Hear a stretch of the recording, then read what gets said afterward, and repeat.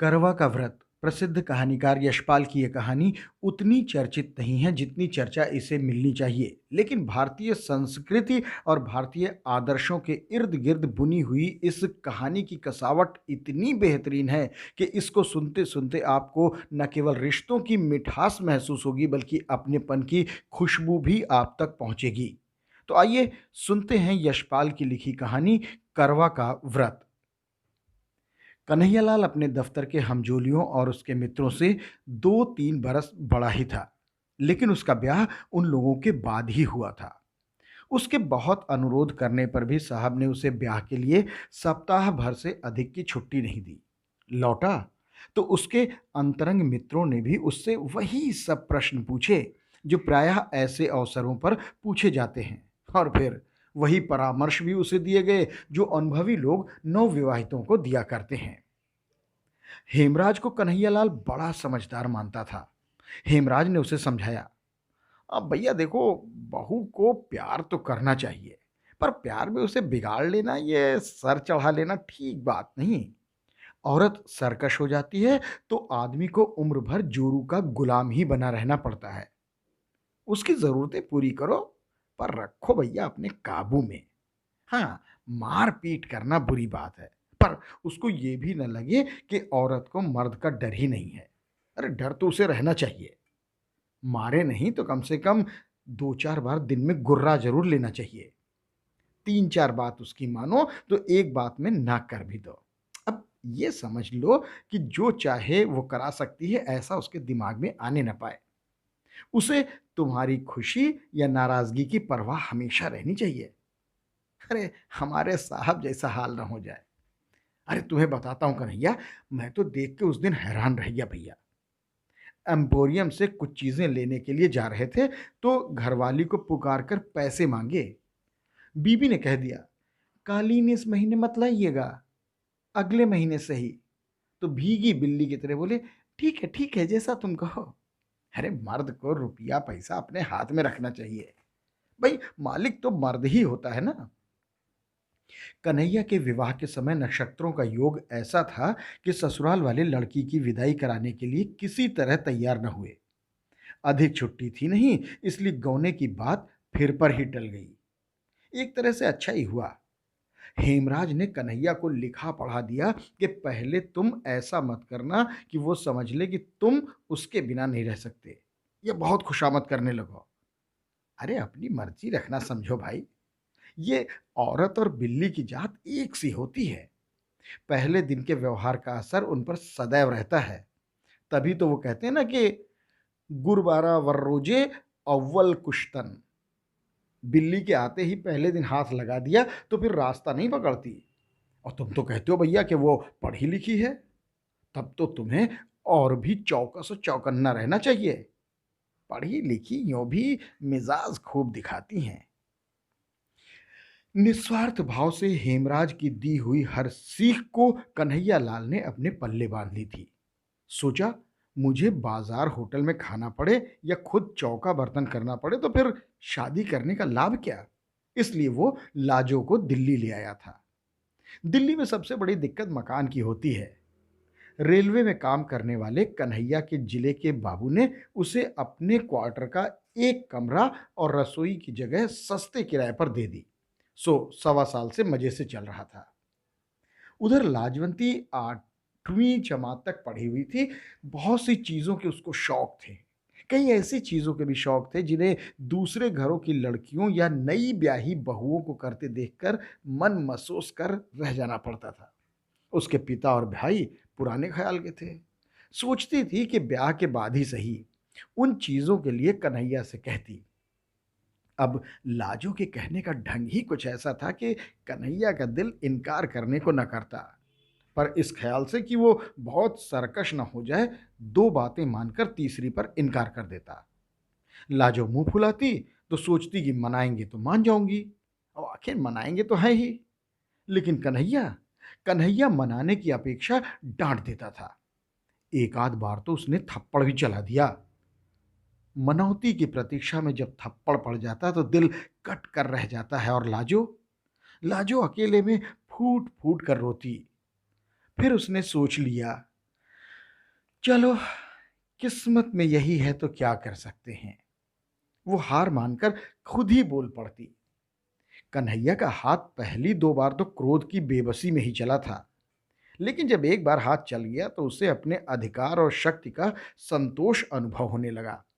अपनी शक्ति का अनुभव करने के नशे से बड़ा नशा और दूसरा कौन सा होगा। अरे इस नशे में राजा देश पर देश समेटते जाते हैं, जमींदार गांव पर गांव और सेठ बैंक और मिल खरीदते जाते हैं। अरे इस नशे की सीमा नहीं। एक बार चस्का पड़ा तो कन्हैया लाल के हाथ उतना क्रोध आने की प्रतीक्षा किए बिना भी चल जाते। मार खाने से लाजो को शारीरिक पीड़ा तो होती ही थी, लेकिन उससे अधिक होती थी अपमान की पीड़ा। ऐसा होने पर वो कई दिन के लिए उदास हो जाती, घर का सारा काम करती, बुलाने पर उत्तर भी दे देती, इच्छा न होने पर भी कन्हैया की इच्छा का विरोध न करती, लेकिन मन ही मन सोचती रहती कि इससे तो अच्छा है कि मर जाऊं। और फिर समय पीड़ा को कम कर देता। जीवन था तो हंसने और खुश होने की इच्छा भी फूटी पड़ती थी, और लाजो लाजो हंसने लगती। सोच लिया कि ये मेरा पति है, जैसा भी है मेरे लिए है, सब कुछ मेरा यही है, जैसे ये चाहता है वैसे ही मैं चलूं। लाजो के सब तरह अधीन हो जाने पर कन्हैया की तेजी बढ़ती चली जा रही थी। वो जितनी अधिक बेपरवाही और स्वच्छंदता लाजो के प्रति दिखा सकता था अपने मन में, उसे उतना ही अधिक अपनी समझने और प्यार का संतोष पाता। क्वार के अंत में पड़ोस की स्त्रियां करवा चौथ के व्रत की बात करने लगीं। एक दूसरे को बता रही थी कि उनके मायके से करवे में क्या क्या आया। पहले बरस तो लाजो का भाई आकर करवा दे गया था, इस बरस भी वो प्रतीक्षा में थी। जिनके मायके शहर से दूर थे, उनके यहाँ मायके से रुपए आ गए थे। कन्हैया अपनी चिट्ठी पत्री दफ्तर के पते से ही मंगाता था, तो दफ्तर से आकर उसने बताया कि अरे, तुम्हारे भाई ने करवे के 2 रुपए भेजे हैं। करवे के रुपए आ जाने से लाजो को संतोष हो गया। सोचा भैया इतनी दूर कैसे आते। कन्हैया उस दिन दफ्तर जा रहा था तो उसने अभिमान से गर्दन कंधे पर टेढ़ी करके और लाड़ के स्वर में याद दिलाया, हमारे लिए सरगी में क्या क्या लाओगे आज। और लाजो ने ऐसे अवसर पर लाई जाने वाली चीजों की याद दिला दी। लाजो पड़ोस में कह आई थी कि उसने भी सरगी का सामान मंगाया है। करवा चौथ का व्रत भला कौन हिंदू स्त्री नहीं करती। जन्म जन्म यही पति मिले, इसलिए दूसरे व्रतों की परवाह न करने वाली पढ़ी लिखी स्त्रियां भी इस व्रत की उपेक्षा नहीं कर सकती। अवसर की बात, उस दिन कन्हैया ने लंच की छुट्टी में साथियों के साथ ऐसे काबू में आया कि 3.25 रुपए उससे खर्च हो गए। उसने लाजो का बताया सरगी का सामान घर नहीं ला पाया। कन्हैया खाली हाथ घर लौटा तो लाजो का मन बुझ गया। उसने गम खाना सीखकर रोकना छोड़ दिया था, लेकिन उस सांझ उसका मुंह लटक गया। आंसू पोंछ लिए और बिना बोले चौके बर्तन के काम में लग गई। रात को भोजन के समय कन्हैया ने देखा लाजो मुंह सुजाए है, बोल नहीं रही है, तो अपनी भूल कबूल कर उसे मनाने का कोई और प्रबंध करने का आश्वासन देने के बजाय उसने उसे डांट दिया। लाजो का मन और भी बिंध गया। कुछ ऐसा ख्याल आने लगा, अरे इन्हीं के लिए तो व्रत कर रही हूँ और यही ऐसी रुखाई दिखा रहे हैं। मैं व्रत कर रही हूँ कि अगले जन्म में भी इनसे ही ब्याह हो, और इन्हें इन्हें मैं सुहा ही नहीं रही हूँ। अपनी उपेक्षा और निरादर से भी रोना आ गया लाजो को। कुछ खाते न बना, बस ऐसे ही बिना खाए सो गई। तड़के पड़ोस में रोज की अपेक्षा जल्दी बर्तन भांडे खड़कने की आवाज आने लगी। लाजू को याद आने लगा कि शांति बता रही थी उसके बाबू सरगी के लिए फेनियां लाए हैं। तार वाले बाबू की घरवाली ने बताया कि खोए की मिठाई लाए हैं। लाजो ने सोचा, उन मर्दों को ख्याल है कि हमारी बहू हमारे लिए व्रत कर रही है, इन्हें इन्हें तो जरा भी हमारा ख्याल नहीं। लाजो का मन इतना खिन्न हो गया कि उसने सरगी में कुछ भी न खाया। न खाने पर पति के नाम का व्रत कैसे न रखती। सुबह सुबह पड़ोस की स्त्रियों के साथ उसने भी करवे का व्रत रखने वाली रानी और करवे का व्रत रखने वाली राजा की प्रेसी दासी की कथा सुनने और व्रत के दूसरे उपचार निभाए। खाना बनाकर कन्हैया लाल को दफ्तर जाते समय खिला दिया। कन्हैया ने दफ्तर जाते समय उसे देखा कि राजू का मुंह सूजा हुआ है। उसने फिर डांटा, मालूम होता है दो चार ठो खाए बिना तुम सूझोगी नहीं। एक बार दो चार पड़ जाएगी तो सीधी हो जाओगी, समझी? लाजू को और भी रुलाई आ गई। कन्हैया दफ्तर चला गया तो वो अकेली बैठी कुछ देर रोती रही। क्या जुल्म है! अरे अरे, इन्हीं के लिए तो व्रत कर रही हूं और इन्हीं को हम पे गुस्सा आ रहा है। जन्म जन्म ये ही मिले, इसलिए इसलिए मैं भूखी मर रही हूं। बड़ा सुख मिल रहा है ना मुझे, अगले जन्म में और बड़ा सुख दे देंगे। यही जन्म निभाना मुश्किल हो रहा है। अरे, इस जन्म में तो इस मुसीबत से मर जाना ही ज्यादा अच्छा लगता है। दूसरे जन्म के लिए भी वही मुसीबत पक्की कर रही हूं मैं। लाजो पिछली रात भूखी थी, बल्कि पिछली दोपहर से भी उन्होंने खाना नहीं खाया था। भूख के मारे आंतें कुड़कुड़ा रही थी। उस पर पति का निर्दयी व्यवहार। जन्म जन्म, कितने जन्म तक उसे ये व्यवहार सहना पड़ेगा, सोचकर लाजो का मन डूबने लगा। सर में दर्द होने लगा तो वो धोती के आंचल से सर बांधकर खाट पर लेटने लगी तो झिझक गई। करवे के दिन बान पर नहीं लेटा जाता, बैठा भी नहीं जाता। सो वो दीवार के साथ फर्श पर ही लेट गई। लाजो को पड़ोसनों की पुकार सुनाई दी। वो उसे बुलाने आई थी। करवा चौथ का व्रत होने के कारण सभी स्त्रियां उपवास करने पर भी प्रसन्न थीं। आज करवे के कारण नित्य की तरह दोपहर के समय सीने पिरोने का काम नहीं किया जा सकता, क्योंकि करवे के दिन सुई सिलाई और चरखा छुआ नहीं जाता था। कामकाज से छुट्टी थी और विनोद के लिए ताश या जुए की बैठक जमाने का उपक्रम हो रहा था। वो लाजो को भी इसी के लिए बुलाने आई थी। सर दर्द और बदन टूटने की बात कहकर वो टाल गई और फिर सोचने लगी, ये सब तो सुबह सुबह से सरगी खा के बैठी है। अरे, जान तो मेरी निकल रही है। फिर अपने दुखी जीवन के कारण मर जाने का ख्याल आया और कल्पना करने लगी कि करवा चौथ के दिन उपवास किए कि अगर मर जाऊं तो इस पुण्य से जरूर अगले जन्म में यही पति मिलेंगे। लाजो की कल्पना बावली हो उठी। वो सोचने लगी, मैं मर जाऊं तो इनका क्या है, और दूसरा ब्याह कर लेंगे। जो आएगी वो भी करवा चौथ का व्रत करेगी और अगले जन्म में दोनों का ब्याह इन्हीं से होगा। हम दोनों सौते बन जाएंगी। सौत का ख्याल उसे और भी बुरा लगा।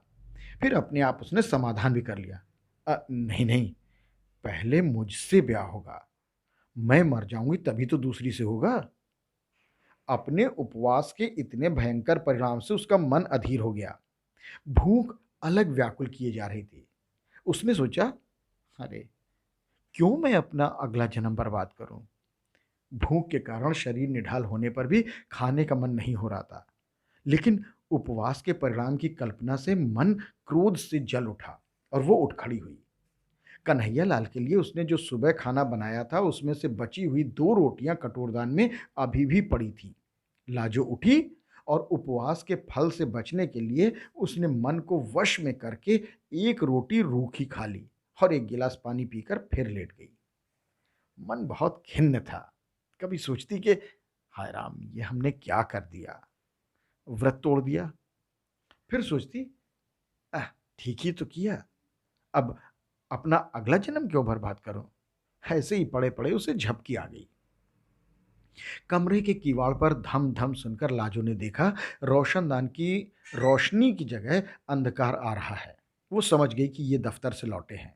उसने किवाड़ खोले और चुपचाप एक और हट गई। कन्हैया लाल ने कमरे में घुसते ही क्रोध से उसकी ओर देखा और बोला, अभी तक पारा नहीं उतरा है महारानी का। मालूम होता है झाड़ खाए बिना उतरेगा भी नहीं इनका। लाजो के दुखे दिल पर और चोट लगी और पीड़ा क्रोध में बदल गई। कुछ उत्तर ना दे वो घूमकर फिर दीवार के सहारे फर्श पर बैठ गई। कन्हैया लाल का गुस्सा भी उबल पड़ा। तो ये अकड़ है, आओ आओ, ठीक कर देता हूँ तुझे, इधर इधर आ। और उसने लाजो की बाह पकड़कर खींच कर गिराते हुए दो थप्पड़ पूरे हाथ के जोर से ताबड़तोड़ एक के बाद एक जड़ दिए और हांफते हुए बोला, और दिखा, दिखा मिजाज, चल चल चल, खड़ी हो जा, सीधी सीधी खड़ी हो जा। लाजो का क्रोध भी सीमा पार कर चुका था। खींची जाने पर भी फर्श से नहीं उठी और मार खाने के लिए तैयार होकर उसने चिल्लाकर कहा, मार ले, मार ले, मार ले, तू भी मुझे मार ले, जान से मार ले, मार डाल, मेरा पीछा तो छूटे। आज ही तो मारेगा। मैंने कौन सा व्रत रखा है तेरे लिए जो जो जो तू अगले जन्म में भी मुझे मार खाएगा। मार, मार, मार, जितना मार सकता है मार, इस जन्म में मार ले मुझे। कन्हैया लाल का लात मारने के लिए उठा, पांव अधर में ही रुक गया। लाजो का हाथ उसके हाथ से छूट गया। वो स्तब्ध रह गया। मुंह में आई गाली भी मुंह में रह गई। ऐसा जान पड़ा कि अंधेरे में कुत्ते के धोखे से जिस जानवर को मार बैठा था, उसकी गुर्राहट से जाना कि वो तो शेर था। या लाजो को डांट या मार सकने का अधिकार एक भ्रम था। कुछ क्षण तक हांफता हुआ कन्हैयालाल सोचता रहा, फिर खाट पर बैठकर चिंता में डूब गया। लाजो फर्श पर पड़ी रो रही थी। उस ओर देखने का साहस कन्हैयालाल को न हो रहा था। वो उठा और बाहर चला गया। लाजो फर्श पर पड़ी फूट फूट कर रोती रही। जब घंटे भर रो चुकी तो उठी। चूल्हा जलाकर कम से कम कन्हैया के लिए खाना तो बनाना ही था। बड़े बेमन से उसने खाना बनाया। खाना बन चुका, तब भी कन्हैया लाल लौटा नहीं था। लाजो ने खाना ढक दिया और कमरे के किवाड़ उड़काकर फिर फर्श पर लेट गई और यही सोच रही थी कि क्या मुसीबत हो गई है ये जिंदगी। अरे, अरे, यही सब झेलना था तो पैदा क्यों हुई मैं? क्या किया था मुझे? कुछ तो नहीं। मैंने व्रत रखा था इनके लिए, फिर भी मुझे आके मारने लगे। किवाड़ों के खुलने का शब्द सुनाई दिया। वो उठने के लिए आंसुओं से भीगे चेहरे को आंचल से पोंछने लगी। कन्हैयालाल ने आते ही एक नज़र उसकी ओर डाली। उसे पुकारे बिना ही दीवार के साथ बिछी चटाई पर चुपचाप बैठ गया। कन्हैयालाल का ऐसे चुप बैठ जाना एक नई बात थी लाजो के लिए, लेकिन गुस्से में कुछ बोली नहीं और रसोई की ओर चली गई। आसन डालकर थाली कटोरी रखकर खाना परोस दिया और लोटे में पानी लेकर हाथ धुलाने के लिए आंगन में खड़ी हो गई। जब 5 मिनट हो गए कन्हैयालाल नहीं आया तो लाजो को पुकारना ही पड़ा। खाना परस दिया है। कन्हैयालाल आया तो हाथ नल से धोकर झाड़ते हुए भीतर आया। अब तक तो हाथ धुलाने के लिए लाजो ही उठकर पानी देती थी। कन्हैयालाल 2 ही रोटी खाकर उठ गया। लाजो और देने लगी तो उसने कह दिया, बस हो गया, और नहीं चाहिए।"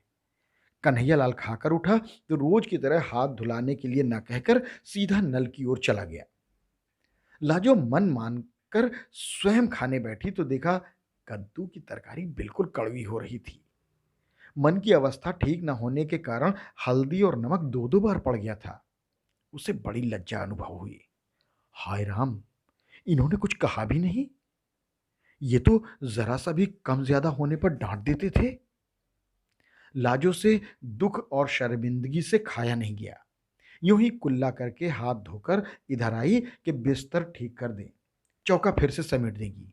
देखा तो कन्हैयालाल स्वयं बिस्तर झाड़कर बिछा रहा है। लाजो जिस दिन से इस घर में आई है ऐसा आज तक नहीं हुआ था। लाजो ने शर्मा कर कहा, मैं आ गई हूं, रहने दीजिए, मैं किए देती हूं ना।" और पति के हाथ से दरी चादर पकड़ ली। लाजो बिस्तर ठीक करने लगी तो कन्हैयालाल दूसरी तरफ से मदद करता रहा। फिर लाजो को संबोधन किया, सुनो, तुमने कुछ खाया नहीं है। कद्दू में आज नमक थोड़ा ज्यादा हो गया था ना। पिछली रात भी और सुबह भी तुमने कुछ नहीं खाया। मैं तुम्हारे लिए दूध ले आता हूं। लाजो के प्रति इतनी चिंता कन्हैयालाल ने कभी नहीं दिखाई थी। जरूरत ही नहीं समझी थी। लाजो को तो उसने अपनी चीज समझा था, लेकिन आज आज वो ऐसे बात कर रहा था जैसे लाजो भी इंसान हो। उसका भी ख्याल किया जाना चाहिए। लाजो को शर्म तो आ रही थी, लेकिन अच्छा भी लग रहा था।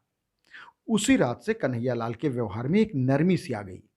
कड़े बोल की तो बात ही क्या, बल्कि एक झिझक सी हर बात में होती थी, जैसे लाजो के किसी बात को बुरा मान जाने की या नाराज हो जाने की आशंका हो। कोई काम अधूरा देखता तो स्वयं करने लगता। लाजो को मलेरिया बुखार आ गया था तो उसने उसे चौके के समीप जाने नहीं दिया। बर्तन भी खुद साफ किए। कई दिन तो लाजो को बड़ी उलझन और शर्म महसूस हुई। और फिर पति पर और अधिक प्यार आने लगा। जहां तक बन पड़ता घर का काम उसे नहीं करने देती। प्यार से डांट देती, छोड़िए, ये काम मर्दों को अच्छे नहीं लगते। उन लोगों का जीवन कुछ दूसरी ही तरह का जीवन हो गया था। लाजो खाने के लिए पुकारती तो कन्हैया जिद करता, पहले तुम सब बना लो, फिर एक साथ बैठकर खाएंगे ना। कन्हैया पहले कोई पुस्तक या पत्रिका लाता था तो अकेला मन ही मन पढ़ा करता था। अब अब वो जोर-जोर से लाजो को सुनाकर पढ़ता या खुद लाजो से कहता, तुम पढ़ो और मैं सुनता हूँ। बीच-बीच में ये भी पूछ लेता, तुम्हें नींद तो नहीं आ रही है? साल बीतते मालूम न पड़ा। फिर करवा चौथ का व्रत आ गया।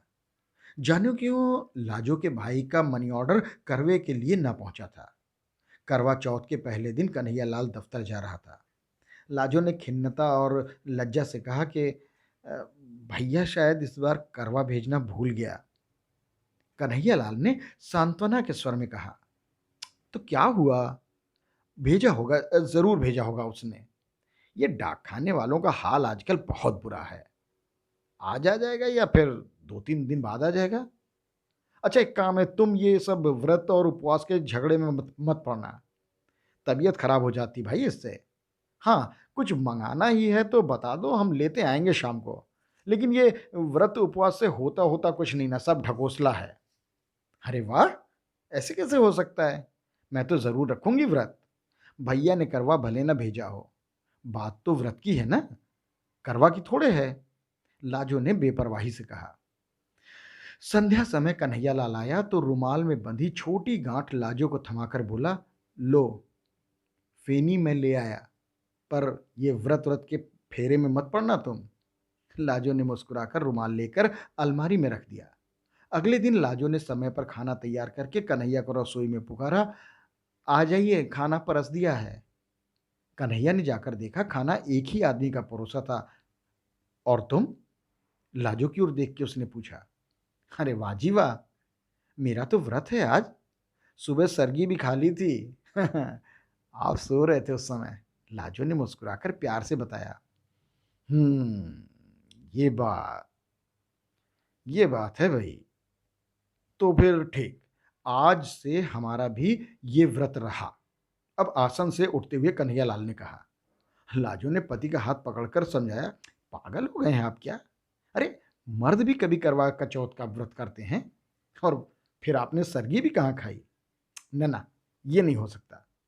कन्हैया नहीं माना तो नहीं माना। बोला, क्यों?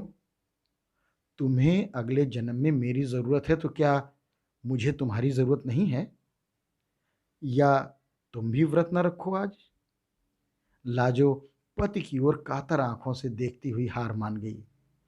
पति के उपासे दफ्तर जाने पर आज उसका हृदय गर्व से फूला नहीं समाया जा रहा था। करवा का व्रत, ये थी प्रसिद्ध कहानीकार यशपाल की लिखी हुई वो अद्भुत कहानी जो सबके दिलों को छू जाती है, क्योंकि भारतीयता, भारतीय संस्कृति, परंपराएं इसमें रची बसी हैं। हमारी ये कहानी आपको कैसी लगी? कमेंट बॉक्स में अपनी प्रतिक्रियाएं ज़रूर लिखिएगा। हमें आपकी प्रतिक्रियाओं का रहता है इंतज़ार। और हाँ, हम शीघ्र हाजिर होंगे एक नई कहानी के साथ। तब तक अपना बहुत ख्याल रखिएगा। होगी फिर मुलाकात। नमस्कार।